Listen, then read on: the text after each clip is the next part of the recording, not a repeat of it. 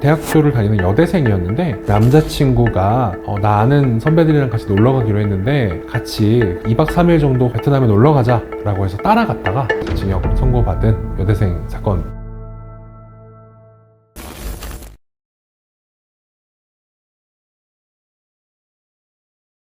안녕하세요. 반갑습니다. 네, 안녕하세요. 반갑습니다. 자기소개 부탁드릴게요. 저는 신할찬 변호사라고 하고 법무법인 세담에서 형사 전문 변호사로 활동 중입니다. 보야광 신변이라는 채널도 운영하고 있습니다. 아, 보야광. 예, 유튜브에서 네. 보약이라고 해야. 그럼 오늘 사건에 대해서 한번 말씀해 주시죠.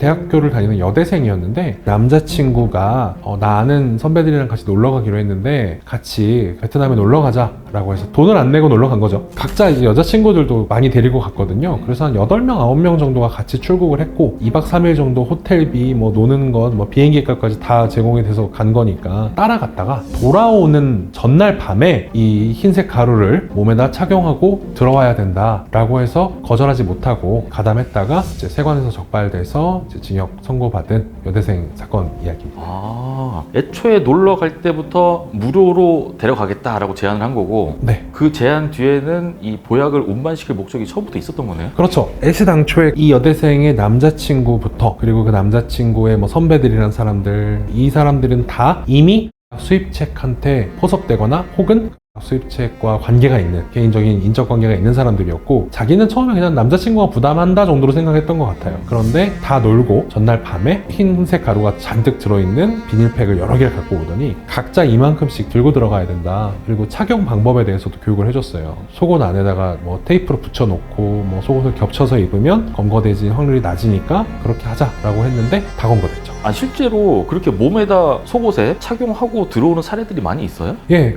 우리가 들어오는 방식이 여러 가지가 있는데 동남아시아 같은 경우에는 지금 거의 세계 최대 생산국이에요. 폰 같은 경우에 통계적으로 미국에서 생산량이 1위고 그 2위가 이제 메콩강 유역. 크게 세 가지로 나누면 화물, 대규모 뭐 선박 수입 이런 데로 들어오거나 두 번째는 조그마한 우편에다가 은닉해서 들어오거나 그리고 이제 이렇게 사람이 직접 가지고 들어오는 경우 이렇게 세 가지 정도로 나눌 수 있습니다. 그런데 사실 가장 이제 손쉽고 즉각적으로 받을 수 있고 만약에 들어오는 데만 성공하면 따로 이제 은닉 절차 필요 없이 바로 이제 차고 들어와서 쓸 수 있는 게 이제 사람을 이용한 흔히 지게꾼이라고 하는 방법인데 그런데 이 지게꾼을 자기 아는 사람으로 하면 나중에 이 지게꾼이 검거됐을 때 총책이 잡힐 거니까 한 다리 두 다리 건너서 아는 사람들을 포섭해서 얘네들은 총책이 누군지까지 정확히는 모르는 경우가 많아요. 그렇게 해서 여행 경비 받고 나가서 이렇게 들어오는 경우가 있는데 한번 들어오는 양에 따라서 자기들 보수가 달라지니까 이 남자친구가 이 여대생도 같이 나눠서 차고 들어오면 자기 보수가 높아지니까 데려갔던 것으로 생각이 됩니다. 몇 명이 가든 어차피 여행비는 그 총책 상이 대주니까요. 그러면 그렇게 몸에 차고 들어오는 게 성공 확률이 있긴 있어요? 있죠. 왜냐하면 우리나라에 들어오는 화물량 그리고 사람 수에 비추어서 세관 공무원이 턱없이 모자라고 그리고 이제 세관 소속된 특별사법경찰관 지위를 받은 세관 공무원분들이 계시거든요. 이런 수사나 아니면 밀수 이런 것들을 담당하시는 분들인데 이분들이 다 수사만 하는 것도 아니에요. 왜냐하면 우리나라도 밀수 사건이 꽤 있거든요. 그런 사건을 담당하는 세관 공무원들 수를 통해서는 도저히 전수조사가 불가능해요. 이런 화물 검사도 전체적으로 다 안 되는 거고 사람이 차고 들어오는 것도 사실 안 잡히는 경우도 많이 있습니다. 모든 사람을 또 전수조사하는 건 아니니까. 네. 사업상 아니면 이제 레저, 관광 때문에 동남아시아를 자주 가시는 분들이 계실 수 있잖아요. 이제 동남아시아를 예를 들어 젊은 남자가 20대 남성이 뭐 1년에 뭐 7, 8번씩 가서 2, 3일 있다가 막 들어온다라고 하면은 아마 그 우범자로 지정돼서 가방을 좀 내 걸 많이 열어보는데? 라는 느낌을 받을 수 있습니다. 세관에서도 여러 가지 시스템을 통해서 검거됐던 사람들의 특성을 역으로 이제 파악해서 이런 사람들이 많이 가담할 확률이 높으니까 이런 사람들 짐을 개장 검사를 해보자 라고 결정을 하는 시스템들이 있고 그러다 보니까 이번에 오늘 얘기할 그 여대생처럼 한 번도 안 가본 사람 그리고 충분히 놀러 갔다 올 만한 그리고 여성의 경우에 아무래도 좀 더 가담률이 적으니까 이런 분들을 이용하는 거죠. 그러면은 징역을 어느 정도나 받았어요? 3년 받았습니다. 왜냐하면 이분들이 갖고 들어온 8명이 나눠 갖고 왔으니까 가액이 5천만 원이 넘었거든요. 근데 이제 특정범죄 가중처벌 등에 관한 법률 11조 1항 1호에 보면 5천만 원이 넘는 가액의 를 외국에서 가지고 들어오면 사실 사형무기 또는 10년 이상의 징역에 처합니다. 이 사건의 경우에는 사실 법정 최저형이 판사님이 감경해 주셔도 5년까지예요. 근데 이제 3년을 받았던 이유는 가담률이 낮았기 때문에 사실 잘 몰랐던 것도 인정을 해줘서 이분은 그냥 일반 법, 관리에 관한 법률 58조 1항에 보면 여기서도 이제 수입한 경우 5년 이상의 징역에 처한다고 돼 있어요. 그러면 이제 법정에서 감경을 받으면 2년 6개월까지는 선고할 수 있거든요. 그런 걸 통해서 3년을 받으신 거죠. 총책은 10년 넘게 받았습니다. 진짜 총책이 아니라 베트남을 갔다 오는 여행을 기획한 최고 책임자가 여행 징역을 총책. 10년을 받았습니다. 그러니까 진짜 총책은 안 잡혔을 것으로 생각합니다. 누군지 모르니까. 예. 실제로 이렇게 누군지 모르게 진행이 되나요? 보약들은? 보통은 총책은 자기를 숨기려고 노력을 하죠. 이 지게꾼들이 갖고 온 물건을 또 그대로 총책이 받는 게 아니라 이들에게 시켜서 어디에 은닉을 해놓고 이들은 여기서 빠져요. 그러면은 또 다른 누군가를 고용을 해서 여기 어디 물건을 묻어놨으니 파서 여기로 옮겨라 라고 지시를 하고 그 옮긴 거를 또 전혀 관계없는 예컨대 퀵서비스나 뭐 이런 사람 분들을 이용해서 돈을 같이 넣어놨으니까 여기서 여기로 옮겨주세요. 여러 차례 이동을 거칩니다. 왜냐하면 수사 방법이 많이 노출됐기 때문인데 이게 들어온 거를 인지한 상태에서 총책을 잡으려고 추적 관찰하는 경우가 있으니까 그 과정에서 잡히지 않기 위해서 물건을 계속 돌립니다. 한참 동안 돌려도 문제가 발생하지 않은 걸로 확신이 됐을 때 비로소 총책한테 들어가요. 물건이 국내로 들어왔는데 경찰이 예를 들어서 일부러 안 잡고 이게 어디로 가는지 지켜보고 있을 수도 있으니까 네, 통제 배달이라고 하는데요. 네. 사람의 경우에는 그러기가 쉽지 않고 우편이 들어온 경우에 세관을 발견하는 경우가 있습니다. 그 이온 스캐너라고 해서 성분이 있으면은 작동을 하거든요. 그 이온 스캔에 안 걸리는 경우도 있어요. 그런데 걸린 들의 경우에 이제 이거를 그대로 배송되게 만드는 거죠. 아, 일부러 놔두는 거예요. 네, 그 다음에 거기에 이제 추적을 하는 겁니다. 그럼 물건을 돌리다 보면 물론 이게 뭔지 알고 배달에 가담하는 사람도 있지만 뭔지 모르고 뭐 돈 준다니까 또 배달에 연루될 수도 있잖아요. 네, 그런 사람들도 있습니다. 아무런 사회 경험 없는 20대 초반 분들이나 이런 분들한테 단기 고액 알바 이런 식으로 홍보가 와서 가보면 어디로 가서 이 물건을 가지고 다시 텔레그램을 주시면 제가 어디다 갖다 드릴지 말씀드릴게요. 50만 원 드릴게요 라고 하면 예 하고서 옮기는 인 거죠. 근데 이제 수사기관에 아직 검거되거나 하면 도대체 우리나라에 우편이 안 돼 있는 것도 아니고 퀵 서비스가 없는 것도 아니고 똑같은 뭐 예를 들어 서울 시내에서 다른 동네로 요 조그만 물건 옮겨주는데 너한테 50만 원씩이나 왜 주겠냐 라고 수사기관에서 얘기를 하고 이쪽에서 전 잘 몰랐는데요 라고 해도 사실은 그 몰랐던 거에 과실이 있는 거죠. 보이스피싱이랑 비슷합니다. 그냥 돈만 뽑아 오면 돼요 라는 알바로 해서 뽑으시는 분들 있잖아요. 그분들도 다 징역 사시거든요. 사실은 이제 우리 사회가 이 정도는 불법적인 일에 가담한다는 거를 인식할 수 있었다 라고 불만하다라는 거예요. 그 사람이 보이스피싱을 알았는지 몰랐는지 확신할 수 없음에도 공범 처리해서 처벌을 하듯이 마찬가지로 이런 경우에도 를 관리했다 등등으로 처벌을 하고 있습니다. 오늘 사건의 주인공인 이 여대생은 속옷 안에다 부착을 하고 네. 들어오다가 어떻게 걸린 거예요? 행동이 수상했던 거예요. 스캔을 했을 때 나오는 게 아니고 탐지견이 와서 짖은 것도 아니에요. 그냥 들어오다가 그 8명 중에 한 분 혹은 2분 정도가 아마 그 세관의 알림이 시스템에 등록이 돼 있었던 것 같습니다. 베트남에 8명이나 갔는데 뭐 친족 관계도 아니고 이틀 있다가 오고 이상하니까 이제 한번 볼까라고 했는데 몸수색을 해봤더니 다 나온 거죠. 그래서 이제 한 분을 검사를 시작했는데 이제 앞에서 검사가 시작되니까 얼마나 무서웠겠어요.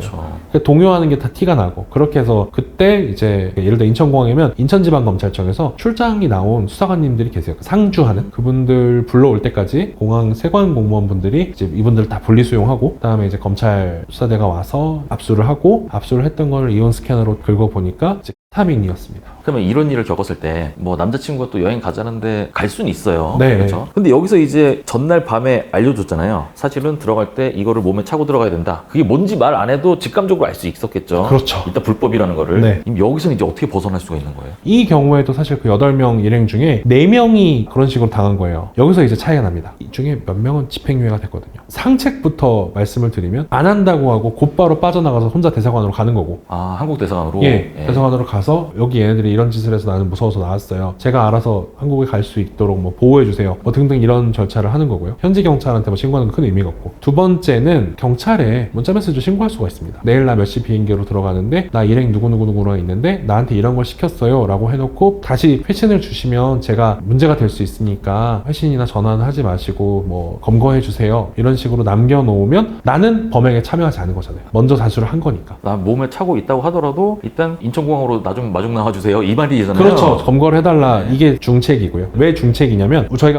배당료 수입 범죄를 언제 완성되냐라고 보면은 를 가지고 국내에 들어왔을 때 들어온 걸로 봐요. 근데 이제 그렇게 되면은 사실 법적으로는 내가 범죄를 저지른 상황이 되는 거거든요. 근데 내 핸드폰을 보거나 통제할 수도 있잖아요. 그런 경우는 사실 어쩔 수 없이 위험하지만 하책을 쓸 수밖에 없습니다. 출국할 때 공항에서 도움을 요청을 하든 비행기 내에서 도움을 요청을 하든 국내에 도착한 다음에 도움을 요청해야 합니다. 살려주세요. 지금 이러이러한 일을 당하고 있어요. 비행기 내는 사실 좀 제압이 어려울 수도 있겠죠. 경찰이 타 있는 게 아니니까. 또 이제 이륙을 하면은 범죄가 시작된 게 돼요. 그럼 중간에 멈추면 미수인 거거든요. 난 중지 미수라고 해서 일단 들어온 다음에 이렇게 한 거니까 사실 제일 좋은 건 출국 전에 이제 얘기를 도움을 요청하는 거예요. 그리고 그게 정 안 되면 도착해서 한국말이 통하는 우리 경찰한테, 우리 직원들한테 얘기를 하는 거죠. 그렇게 하면 사실은 불입건될 가능성도 있습니다. 이 사람은 애시당초에 할 의사가 없이 강제적으로 이렇게 한 거고, 결과적으로는 경찰한테 이걸 긴급하게 자기가 얘기해서 범죄를 방지시켰으니까.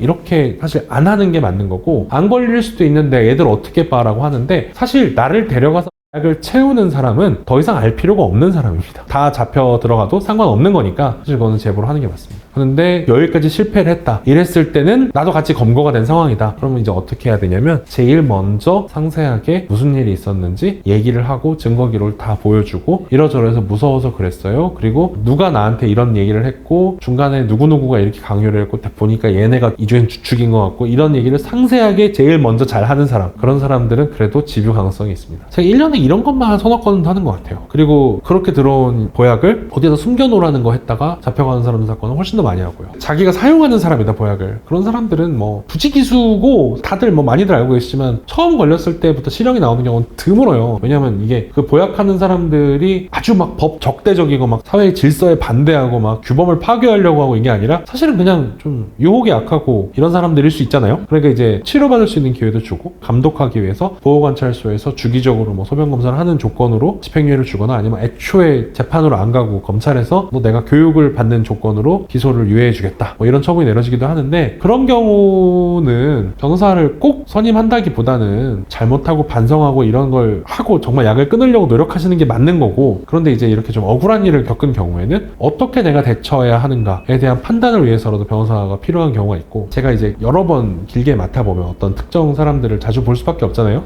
보약 하시는 분들을 언젠간 잡혀요. 대부분 길게 한 5년 이렇게 보면 어떤 범죄로든 검거가 돼요. 자기가 저지른 총 범죄가 다 걸리진 않아요. 왜냐면 이 보약 범죄는 암수 범죄라서 드러나기가 어려운 범죄잖아요. 이제 누군가가 내 피해를 막 호소해서 잡히는 다른 범죄와 다르게 그냥 묻혀서 지나가는 일이 되게 많아요. 그런데 길게 보면 언젠간 다 잡히거든요. 그랬을 때 옛날 일 다 들춰지는 경우가 있습니다. 특히 이제 외국 출국 내역이 이렇게 많고 하면은 이미 감옥에 있는데 너 3년 전에 베트남 갔다 온 거 이번에 확인했다, 뭐 이러면서 내가 이미 징역을 한 2년쯤 살고 있는데 추가 사건을 또 해요. 재판을 또 받고. 이렇게 해서 정말 징역 20년 가까이 사는 사람들이 있어요. 그러니까 20대 중반에 저지른 일로 30대에 검거가 돼서 50대에 출소하시는 분들이 있습니다. 그러니까 이런 거에 연루가 되면 무조건 제보하고 신고하고 다 잡혀가게 하는 게 자기한테 최선의 우월 전략입니다. 솔직히 말해서 제가 이런 사건을 수백 건을 해봤지만 이렇게 문제가 됐는데 보약쟁이들이 나와서 보복을 하는 걸 본 적이 없어요. 왜냐면 이 친구들은 나오면 또 보약을 하셔야 되거든요. 그래서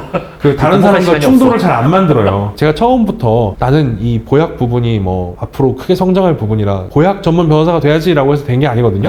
그냥 이제 하다 보니까 그렇게 된 거예요. 원래 변호사 다 그렇죠. 뭐 문 열었는데 오면은 처음 맡긴 사건 하다가 잘 되면 소문나고 다른 변호사님들이 물어보실 때가 있어요. 보약하는 친구들 무섭지 않냐? 저는 이혼 사건이 훨씬 더 무섭지 않나? 라는 생각이 들어요. 아니면 가족 간의 재산 분쟁 사건, 실제로 보복이 일어나는 것들은 그런 것들이던데?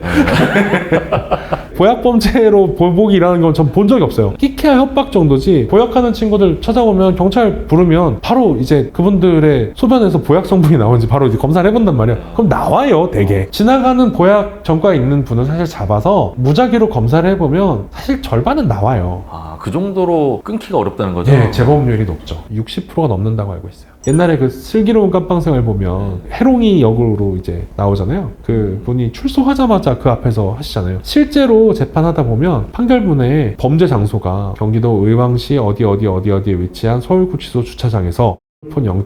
몇 g을 물에 희석하여 주사로 투약하였다.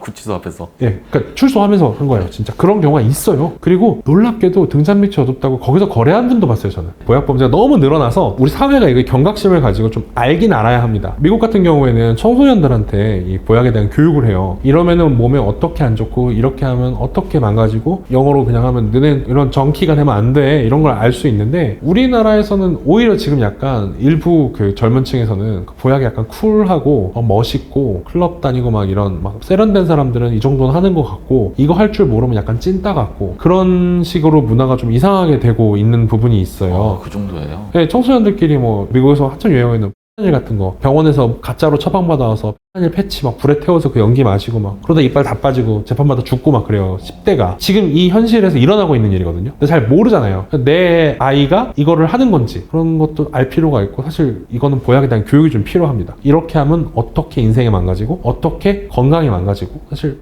일은 하면은 제가 볼 때는 제 경험상 5년에서 10년 내 뒤에 그 사람이 사라질 가능성이 별로 없거든요. 저는 이 뽕 끄는 사람 본 적이 없어요. 뽕을 끄는 사람은 죽어요. 죽음으로만 끊을 수 있는 거예요. 예, 그러니까 뽕을 끄는 사람은 왜 죽냐면 아무것도 행복하지 않대요. 행복 회로가 망가지는. 예, 어떤 그 하시는 분이 자녀가 되게 좋은 대학을 갔어요. 스카이 중에 어딜 갔어요. 그때 진짜 덤덤한 거예요, 그 사람은. 하나도 안 기쁜 거예요, 사실은. 이 사람에게 기쁨은 그 뽕으로밖에 충족이 안 되는 거죠. 그분은 50대 초반까지 사셨는데 20년 정도 감옥에 계셨거든요. 그것도 막 아주 나쁜 짓을 저질러서 20년 연속 감옥에 간 게 아니라 그냥 그 이용했다고, 뽕 사용했다고 6개월 갔다가 1년 갔다가 1년 6개월 갔다가 또 1년 갔다가 2년 갔다가 1년 6개월 갔다가 이렇게 해서 20년 사신 거예요. 그러다가 혼자 이렇게 마감을 하셨는데 삶을 그렇게 끝나거나 아니면은 갑자기 간암에 걸려서 오시거나 신장 기능이 완전히 상실돼서 투석을 받아야 한다거나 지금 교도소에 그 사범들 중에 투석 받고 있는 사람 되게 많거든요. 이미 간 신장이 다 망가진 거죠. 쉽게 얘기하면 인생은 끝나요. 제가 보약 사범만 직접 변론을 한 것만 5, 600명은 될 거고 간접적으로 이렇게 본 사람들까지 하면 1000명이 넘을 텐데 이 중에서 와, 이 사람은 진짜 여기서 벗어났구나 하는 사람이 5명이 안 되는 것 같아요. 재방문율 내지는 재수감률이 매우 높아요. 재방문.